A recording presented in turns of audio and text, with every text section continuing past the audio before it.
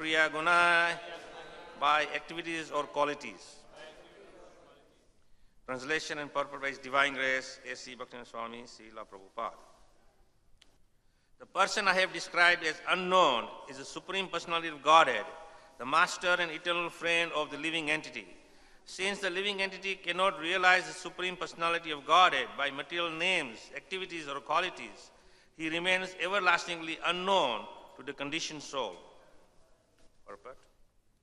Because the Supreme Personality of Godhead is unknown to the conditioned soul, he is sometimes described in the Vedic literature as Nirakar, Avijñata, or Avamanasa Gorachar.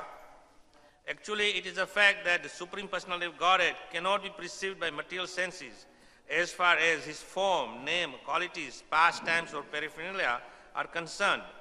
However, when one is spiritually advanced, one can understand the name, form, qualities, pastimes, and paraphernalia of the Supreme Lord. This is confirmed in the Bhagavad Gita 18:55. Bhaktya mam abhijananti yavan yaschas tatvata. One can understand the truth of the Supreme Personality of Godhead only when one is engaged in devotional service. Ordinary persons engaged in pious or impious activities cannot understand the form, name, and activities of the Lord. The devotee, however, can know the Personality of Godhead in many respects. He can understand that Krishna is the Supreme Personality of Godhead, that his address is Golok Vrindavan, and that his activities are all spiritual. Because the Lord's form and activities cannot be understood by materialistic people, he is described in the Shastra as Nirakar. That is, one whose form cannot be ascertained by materialistic persons. This does not mean that the Supreme Personality of Godhead has no form. It means that it is not understood by the karmis or the fruitive actors. His form is described in Brahma Samhita as Sachit Ananda Vigraha, as confirmed by the Padma Purana, Athak Sri Krishna Namadi Na Bhavad Grayanam Indriyaya Seva Mukhi Hi Jivadu Swayam Eva Spruti Hi Adha. One can understand Krishna as he is by utilizing the blunt material senses. No one can understand Krishna as he is by utilizing the blunt material senses. However, the Lord reveals himself to his devotees, being pleased with them because of their transcendental loving service rendered unto him. Since the name, form, qualities, and activities of the Supreme Personality of Godhead, Krishna, cannot be understood by material senses, he is also called Adhoksaja, meaning beyond the sense perception. When the senses are purified by devotional activities, the devotee understands everything about the Lord by the Lord's grace. In this verse, the word Pumbir Namabhir Va Kriya Gunai are especially significant because God, Krishna, the Supreme Personality of Godhead, has many names, activities, and qualities, although none of them are material. Despite the fact that all these names, activities, and pastimes are mentioned in the Shastra and understood by the devotees, the karmis, fruity laborers, cannot understand them. Nor can the jnanis, mental speculators, understand them. Although there are thousands of names of Lord Vishnu, the karmis and the jnanis intermingle the names of the Supreme Godhead with the names of demigods and human beings. Because they cannot understand the actual name of the Supreme Personality of Godhead, they take for granted that any name can be accepted. They believe that since the Absolute Truth is impersonal, they can call him by any name. Otherwise, they maintain he has no name. This is not a fact. Here it is clearly stated, Namabhir va Kriyagunai. The Lord has specific names such as Rama, Krishna, Govinda, Narayan, Vishnu, and Adhoksaja.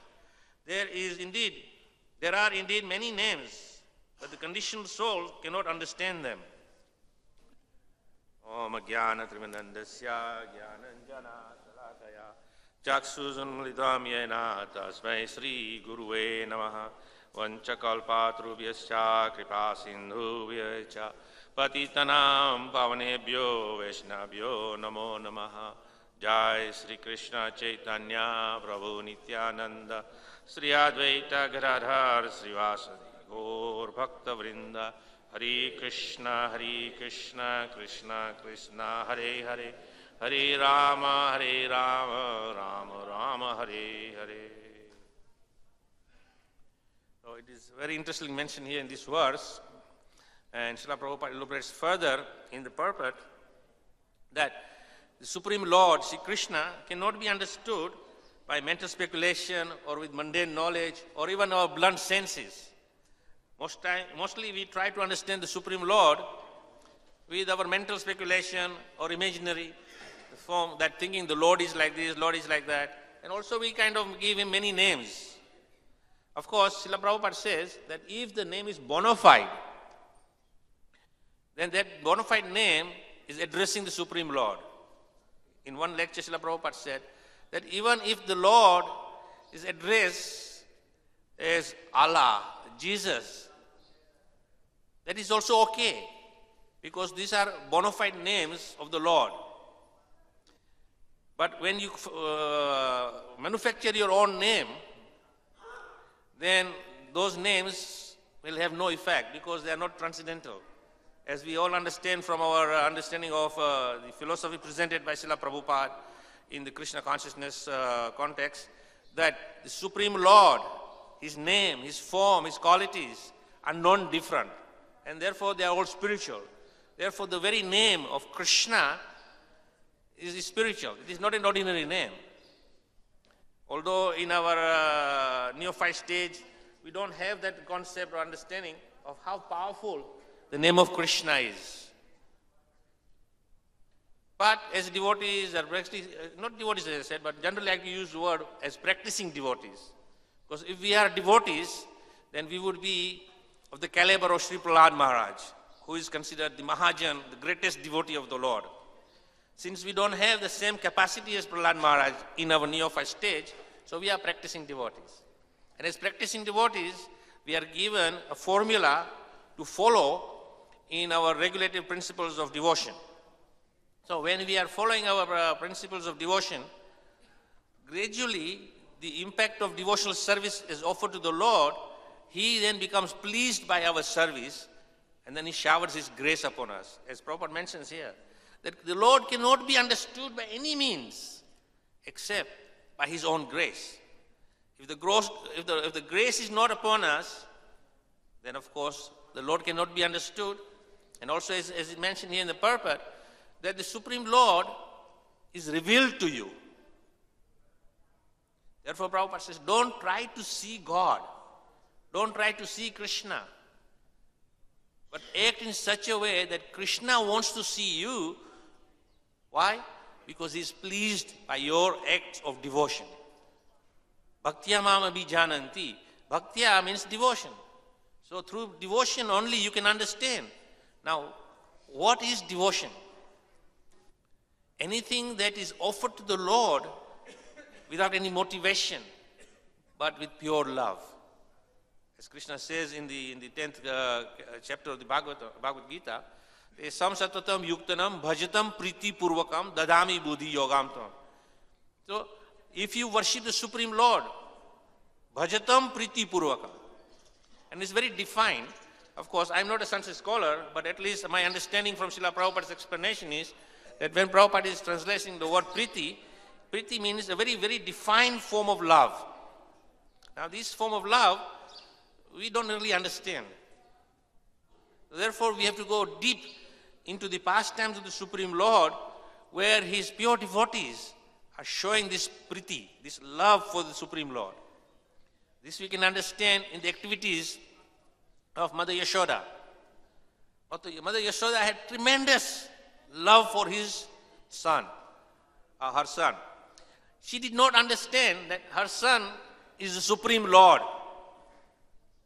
Because obviously she is covered by Yoga Maya, and there is an interaction between Yashoda and Krishna as mother and son. And the attraction towards the son is so great is because Krishna is all attractive. Whether we understand him or we don't understand him. Sometimes we find that guests come to the temple. They don't have a very high understanding of Krishna. But at least they have some basic understanding that He is God. That is why they have come here. Otherwise they would not even enter the temple. But they will come to the temple to see the Lord. And then when they see the beautiful form of the Lord on the altar, in this case here in Delhi, they see a beautiful form of Radha Parthasarathi, they become enlightened. They get attracted. Now, what is that force which is attracting? If you go to Jaipur, and there is one area which is called Murti Bhandar, almost 1 square kilometer, where they are making all different kinds of deities. And you find many deities of Radha and Krishna, all there on display for people to buy. But you are not getting attracted to those forms.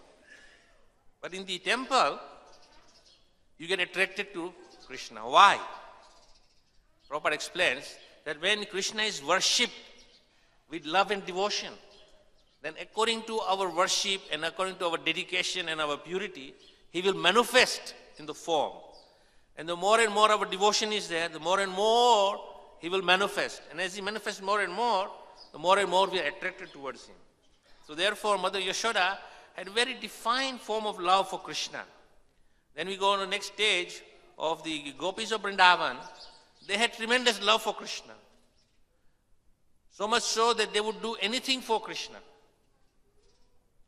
Now, we haven't actually developed that kind of love, but by the teachings of Sri Chaitanya Mahaprabhu, in the Krishna conscious process, he has taught us that if we adhere to the simple principle of devotional service, namely the chanting of the holy name, then slowly and gradually all the impurities in the hearts will be cleansed to the point where purity is there. When the purity is there, then that love, the dormant love which is sleeping, is awakened.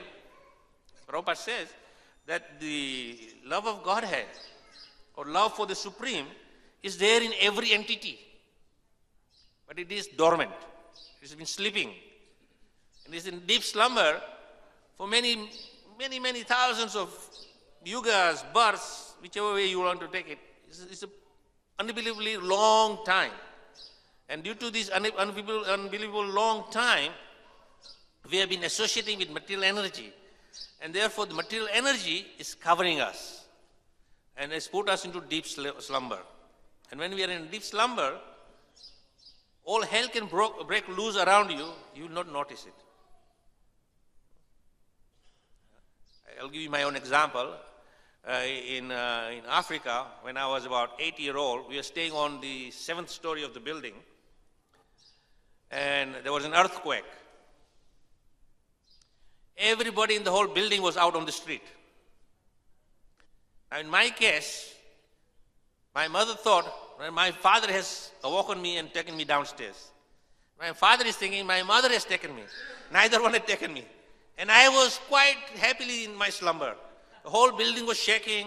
There was ruckus going on all around. Because when you are running around in panic, you don't go very silently. You make a lot of noise. So all this noise was going on, but I was in a deep slumber.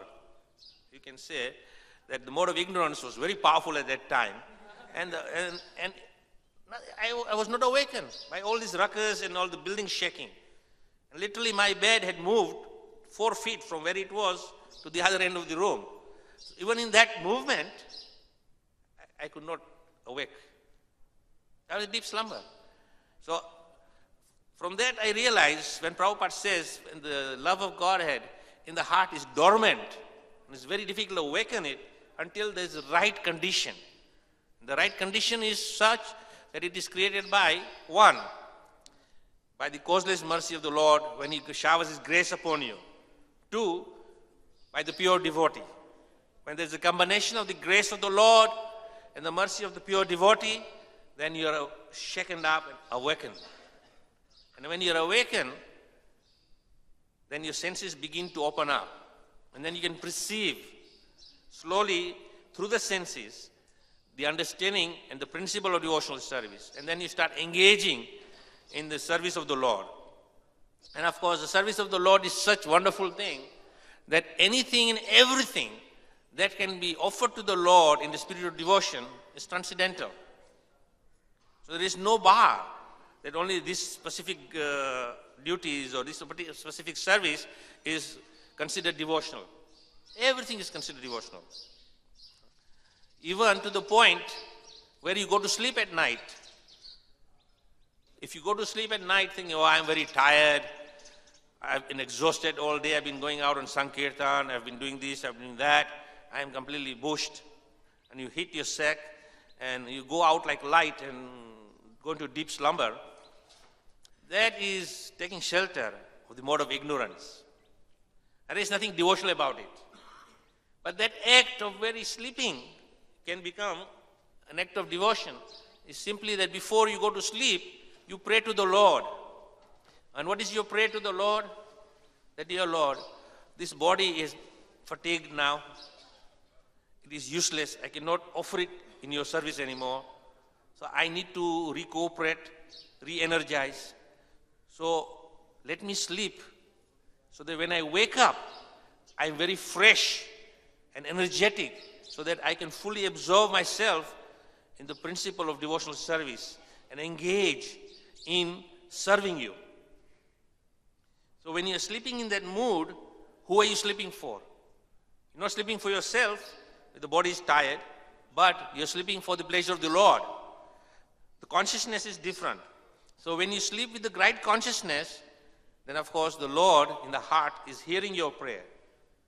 And when you are taking rest, because your prayers are there to the Supreme Lord, let me take rest so that this body becomes energized, and I can fully do service in my waking hours, then the Lord himself takes control of you and keeps ignorance away. And you are sort of covered by the Yoga Maya, and through Yoga Maya's potency, you go into deep sleep, but your mind is still focused on the Supreme Lord.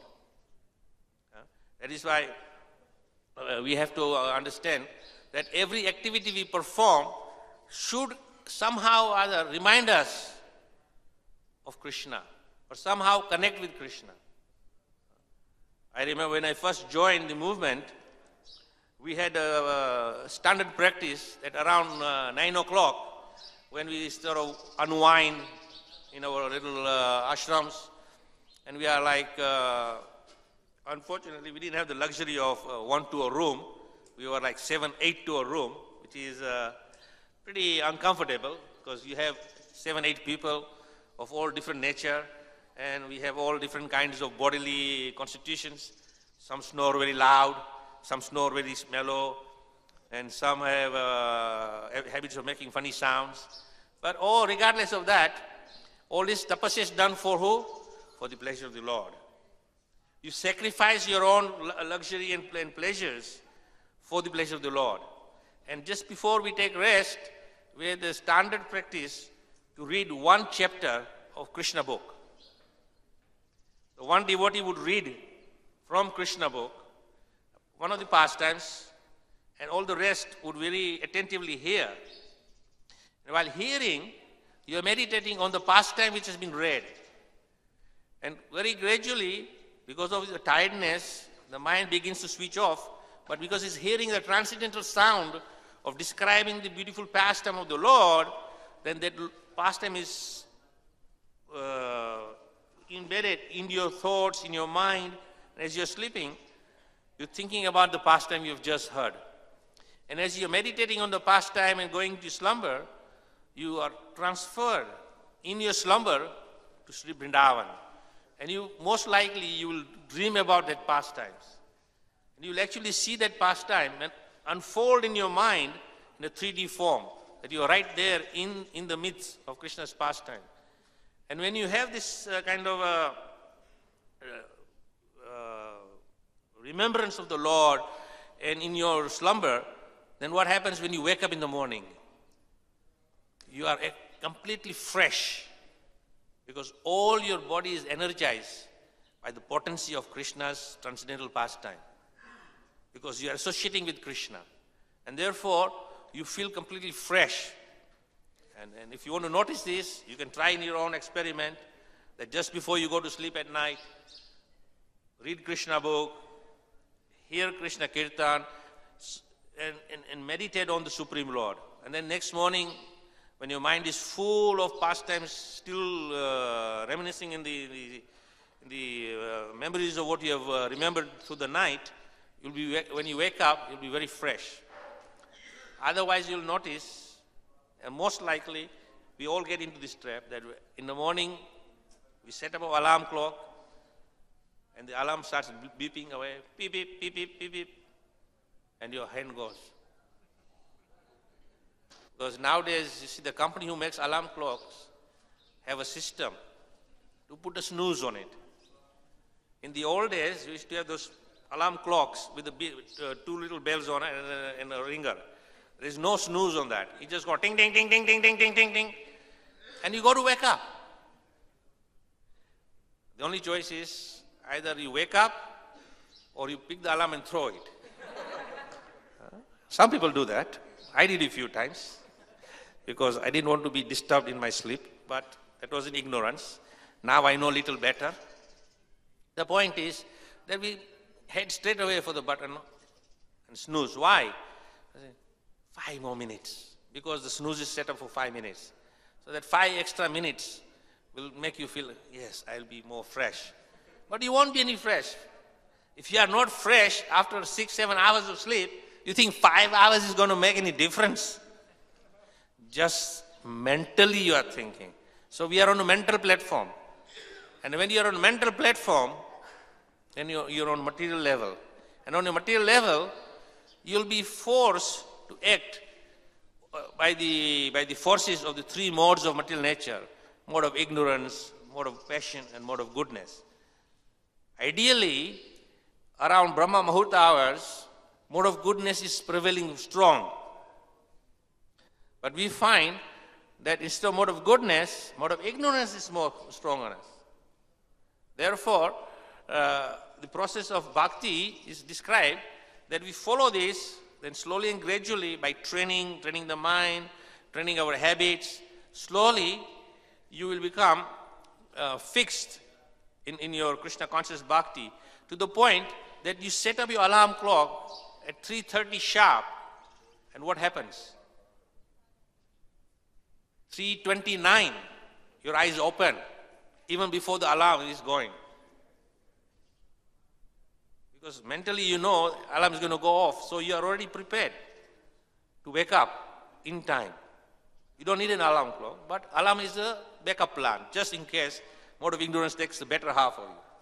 So the point here Prabhupada is making in the purport is that only a devotee can understand the Supreme Lord. And the devotees can understand the Supreme Lord only through the principle of devotion. And therefore, it is very paramount important that we understand this concept of devotional service. That every moment we have to utilize that for serving Krishna. And of course, as I said, there are multifarious services we can offer to Krishna. There are not specific gradation that only this service constitutes devotional service. Everything and anything that is offered to Krishna with loving feeling, loving mood, that is devotional service. Suppose you see the courtyard is dirty, you pick up the broom and you start sweeping, thinking this is Lord's courtyard. Now, you must think that the Lord is not tied to the altar. Most times we think, we come in the temple, we pay our respects to the Lord, bow down, and we show some honor and respect. But just outside the door, we don't have that kind of mentality. But for me, I understand that this whole domain is Krishna's domain. Krishna is free to walk around anywhere and everywhere he likes. He may be on the altar, at the same time, he can be outside. Of course, you and I cannot see him, but he can see us. So when he's walking around and he says, oh, here's my devotee. He's cleaning my courtyard for me so that I can walk in a nice, clean, pleasant environment. That is devotional service. So many forms of devotional service can be enacted. There is no shortage of it. Only shortage is our our desire to do some service. Sometimes we find, at least in the neophyte stage, that when we are living in the ashram, there are ashram rules, regulations, and the ashram rule regulations specify that each devotee is given certain service.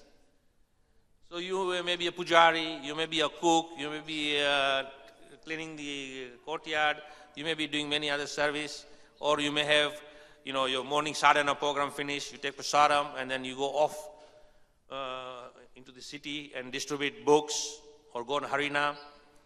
So these are specific duties given to us. So once you finish your specified duties, what do? I have finished my service. That is not finished. Every second is supposed to be used for the service of the Lord. Every moment. Either we do physical service, or we sit down and read proper books, or we chant, but we do something which is of spiritual nature. Otherwise, if you engage in useless time wasting, then that is shrama avahi kevalam, useless waste of time.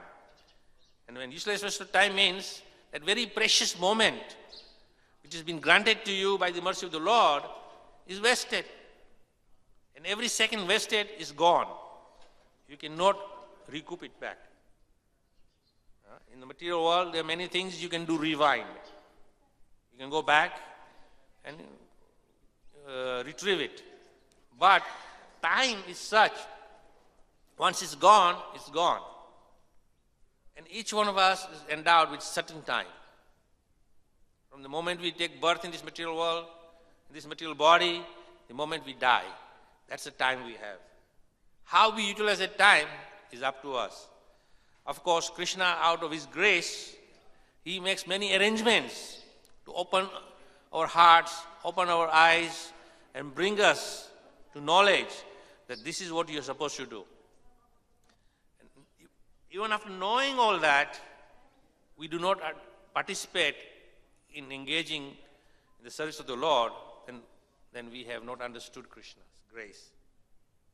And when we say, Krishna's grace is not upon me, then it is a false understanding.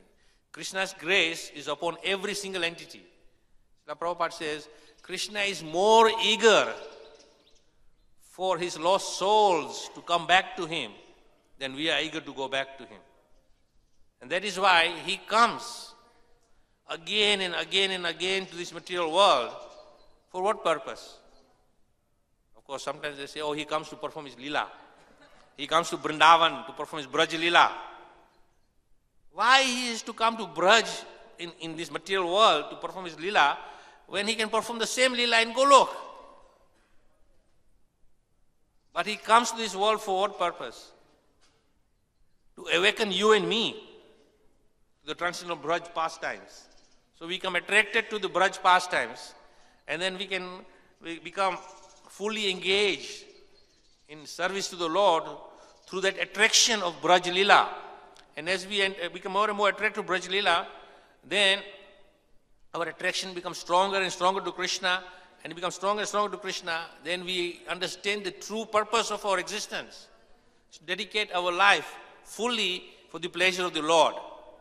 And the beauty of this devotional service is such that when we engage all our time and energy for the pleasure of the Lord, it is not one-way pleasure.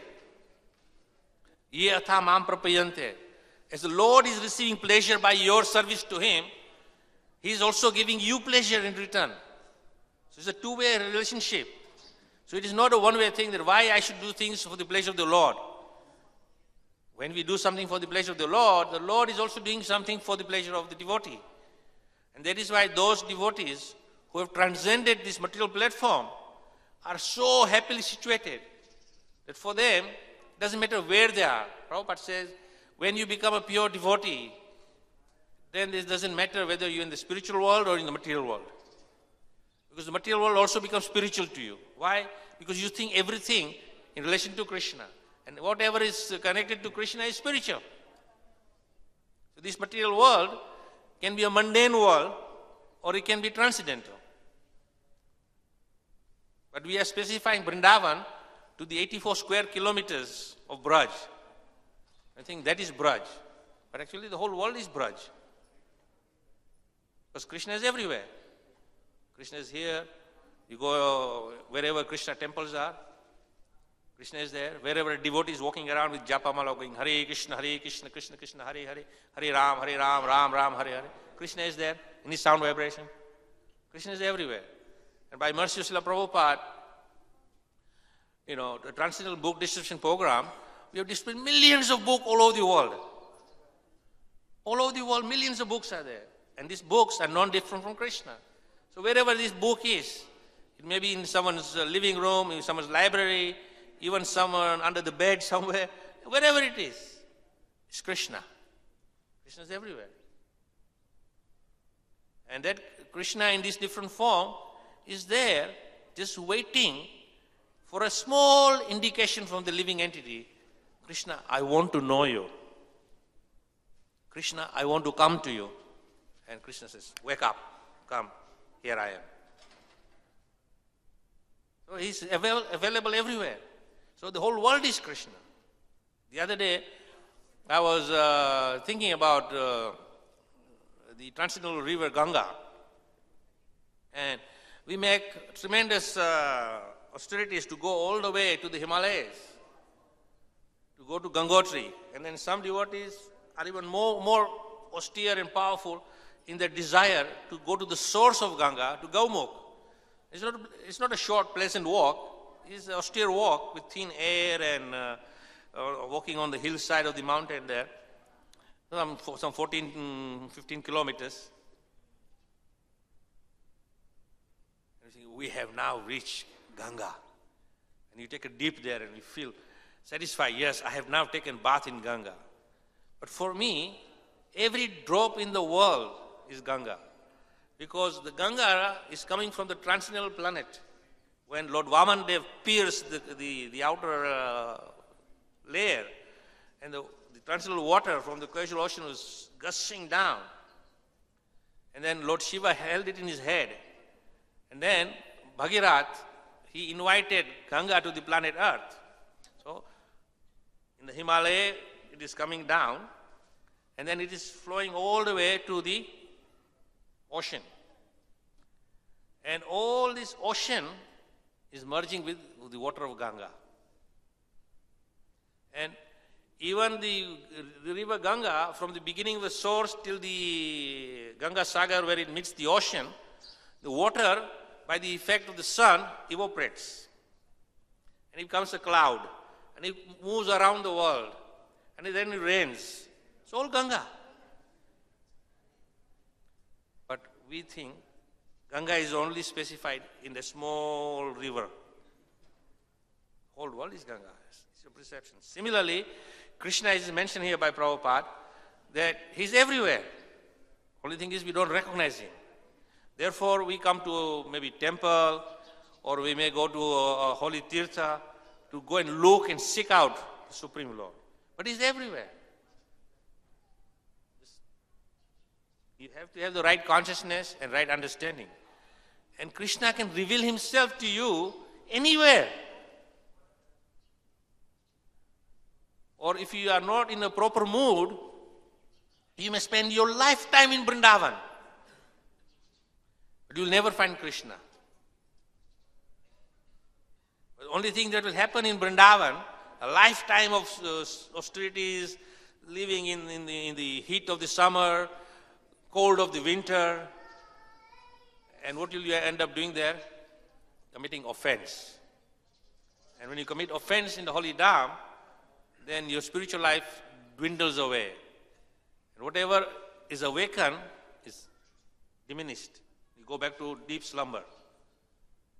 So therefore, Prabhupada says, visiting the holy dham, visiting the temple, is to go there and render service. So when we go to Vrindavan, we go in a spirit of vacation, some festivities. But what service do we render? Don't render much service. Because we expect the devotees who are taking care of the temple there, it is their duty to render service. For us, we are enjoyers. So, if we understand the transcendental subject of Krishna consciousness, there is only one enjoyer. That one enjoyer is none other than the Supreme Lord Sri Krishna. So where is the question of we are the enjoyer? We do not enjoy. We make arrangements so that Krishna enjoys through our service. But then Krishna is so kind that when we are rendering service to him for his pleasure, for his enjoyment, he doesn't sit back and say, yes, pour it all on me, let me enjoy. I am the supreme enjoyer. No. He showers that same enjoyment back onto you as the form of purified prasadam. Everything is prasadam. He gives you, shares his pleasure. That is why a devotee feels great pleasure when he sees Krishna is happy, then Krishna gives that pleasure back to him, and then he also is the participant in that pleasure.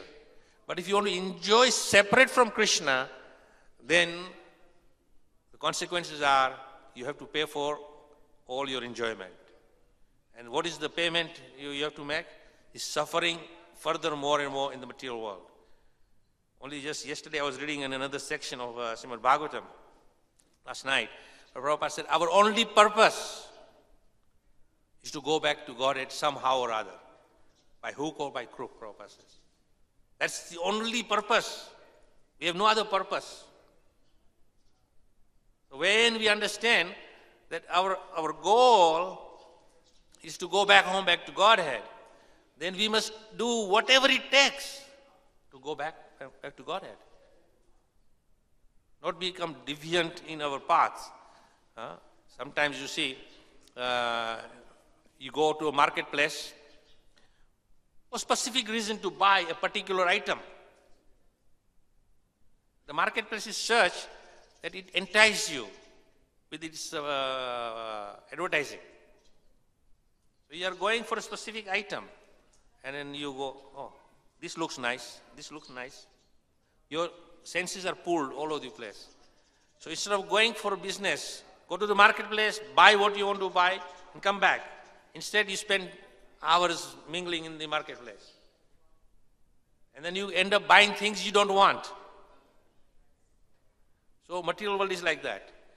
That when we are given grace, and I say very, very seriously, that those who are sitting here today in the temple room are a recipient of that grace which Prabhupada talks here in the purport. Without the grace of the Supreme Lord, you cannot understand him. So we are a recipient of that grace.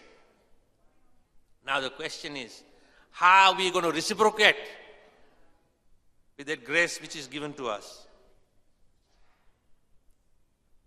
Our goal is only one. Prabhupada says, by hook or by crook, we are going back home, back to Godhead. That's our only goal, no other goals. So when the grace is upon us, and by the multifarious devotional offerings which is there, given by the Lord and his devotees, then we should fix in that and make our goal of going back home, back to Godhead. Not become a tourist where you go a bit here, a bit there, and see here and sightseeing there. In between, say, in the end, I will reach there, but in between, I will go do some detours. The fear is when you do a detour, you can get lost. And when you get lost, then it's very difficult to come back on the right path. And once you have lost your path, then you are going in circles. You have to know your path. And this is given to us by the mercy of Sri Guru and Gauranga. Our path is only simple. So we have to be fixed in our understanding, and then Krishna will gradually reveal himself to us. And this, we understand this concept, is that Arjuna, from very child, from birth, was associating with Krishna. Because one, they were cousins. Second, being cousins, they were also very close friends. So Arjuna was a very dear friend of Krishna and a cousin. But in the Bhagavad Gita, Krishna says, now I will reveal to you, Arjuna, because you are not only my friend, but you are my friend and my devotee. So when Arjuna is fully understanding Krishna's position, and he says to the Supreme Lord, now that I understand your position beyond my friend and my cousin, that you are the Supreme Lord, therefore now I surrender myself to you. So then Arjuna is fully surrendering to Krishna. And at that point Krishna says, now you have understood. I will reveal my glories. Then he gives the universal form to Arjuna. And he reveals to him. But up to that point, Arjuna is thinking, he's my cousin and my friend. Of course, it is nothing wrong to be a friend of the Lord, because of the 5 rasas, Sakhya Ras is also one of them, that you can become a friend of the Lord. But how you can become a friend of the Lord is when you actually know the Lord. We can't come in front of the altar and say, dear Lord, I'm your friend. Huh? But what kind of friend are you? You know, they say, friend in need is friend indeed. Means you will sacrifice everything for your friend. So Krishna is saying, you are my friend. Very nice. What will you do for me?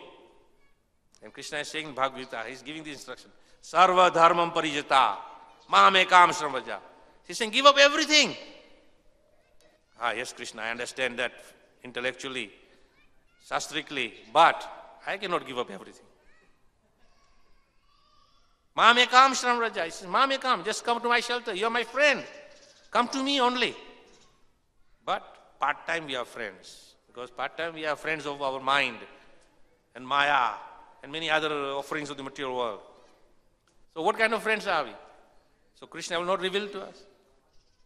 So even after 5 years, 10 years, 20 years, 30 years, 40 years, 50 years of practicing Hare Krishna, chanting Hare Krishna, they're saying, I am not getting the ecstasy. I am not feeling the pleasure, the happiness. Obviously because you are not surrendering to the Supreme Lord in the true spirit. Just say, Krishna, I am yours, do whatever you want. I'll do whatever you ask me to do. My goal is only to please you. So if we develop this mood, then gradually by the grace of the Lord himself, the inner strength will come, inner understanding will come. Just as I said earlier on, tesam satatma yuktam bhajatam pritipurukam dadhami buddhi yogam tam. That Krishna will give you the intelligence to understand him. And when Krishna reveals, then you'll understand him. Because with our own intelligence, we cannot understand. We can only speculate. Our intelligence is only good enough for speculation, not to understand. Therefore, Krishna says, Dadhami buddhi yogam, that I give you the intelligence. So when the Supreme Lord gives the intelligence, then and only then we can understand him. Otherwise, it is impossible to understand the Supreme Lord. So the process is very simple, that Chaitanya Mahaprabhu, he understands that as Kali Yuga progresses, the living entity doesn't have the same power of surrender. And he cannot give up everything. So Chaitanya Mahaprabhu is saying what? Simply chant the holy name of the Lord. See, Chaitanya Mahaprabhu in his younger days was known as Nimai Pandit. Pandit means a great person who knows all knowledge. And of course, from the pastimes of Lord Chaitanya Mahaprabhu in his younger days, he defeated every single scholar in all philosophical discussions and arguments. He was not some half a pandit or less knowledge. He was fully knowledge. Of course, he's the Supreme Lord, but he's acting as a devotee. So he's on that platform, he's full of knowledge. He knows everything. But what did he give us? He gave us the Sixastikam prayers. That 8 stanzas of the Sixastikam prayers is completely full knowledge to understand the principle of devotion. So if you understand from the first to the last verse of the 8 stanzas, Really study those and understand and meditate on those. Every word, you will understand the real meaning of engaging in devotional service. And then when you are doing your chanting, the chanting becomes perfect. And in fact, the chanting also is being taught how to do in the mood of chanting. In one of the stanzas of the Sixastikam prayers. Trinadapi sunishana, tarorapi sunishana, amanina, amanidena, kirtanya sadahari. So it is all there. It's given us every step. All we have to do is little intelligence which we have, dovetail towards Krishna, and then Krishna will then purify that intelligence, and dadami buddhi yogam. He will give you the higher intelligence and convert our mundane intelligence into spiritual intelligence, and then we can understand the Supreme Lord and then engage in devotional service. And as we engage in devotional service, the beauty of devotional service is such that more and more we engage in the principle of devotional service and the chanting, naturally you will become happy. As Srila Prabhupada says, chant Hare Krishna and become happy. So it is natural that when you do these things, the result of that is that you will become happy. But that happiness is not something which we have experienced in our material exchanges. The pleasures and pains and pleasures of material world is incomparable to the pleasure of devotional service and the pleasure you get by in union with the Supreme Lord through the process of bhakti. So we have to take it seriously that in this verse at least the essence is very clear, that Lord cannot be understood by karmis, jnanis, but only by devotee. And the Lord reveals to a devotee when the devotee shows the intent to serve him in the spirit of devotion. Devotee basically means one who is devoted to who? To the Supreme Lord. So either we can become devoted to the Supreme Lord, or we can become devoted partly to the Supreme Lord and partly to our mind. Mostly we are more devoted to our own mind because the mind is making us dance here, there and everywhere. And then in our false conclusion and understanding, we're thinking, what I'm doing is spiritual. Because the mind is very clever. Mind will change everything and put a replica. Nowadays you see, there is what they call imitation. Everything is imitation. There's a real diamond and there is imitation diamond. They look exactly the same. You cannot tell the difference between the real diamond and an imitation diamond. Unless and until you are an expert. Then an expert who is properly trained, he will pick up a diamond and stone, throw it away. But really, diamond is also a stone. But it is precious. So similarly, Maya will make you think everything is devotional. And you think, oh yeah, I'm doing devotional service. But you're not getting the results. Because the very concept of devotional service is that more and more you engage in devotional service, then naturally two things will take place. One, purification of the heart, and therefore you will come closer and closer to the Lord. Your attraction to the Lord becomes more and more stronger. And second, the pleasure you feel is much more intense. And this attraction to the Lord is a force which you can understand in terms of physics. That you have a very powerful magnet. And you put an iron, a metal at this at a distance, it will be attracted. But as it comes closer, the strength increases to the point where it comes to the inner strength of the magnetic field, and boom, it will be force. You cannot yank it apart. That is a strong attraction. So when we become closer and closer to Krishna, the pull is stronger to the point we are so much closer to Krishna, stuck to Krishna. Nothing can unstuck us. Maya can put her all energies, have no effect. So we have to take this spirit very clearly, that in order to understand the Supreme Lord, then the concept is given in this verse, that we have to become devotees of the Lord, devote our lives only for the pleasure of Krishna and nothing else. Then our lives will become successful and our endeavors will become successful. So it's almost 9:05. I will have to stop here because unfortunately I have to go to the airport for my flight. So I thank you all very much for your kind attention and time you have afforded to me this morning so that I can share some of my thoughts. I don't know if it's any help, but at least it helped me remind what I have to do. Thank you very much. Hare Krishna. ग्रंथराज Shrimad Bhagavatam की जय, आत्मनिवेदन स्वामी महाराज की जय।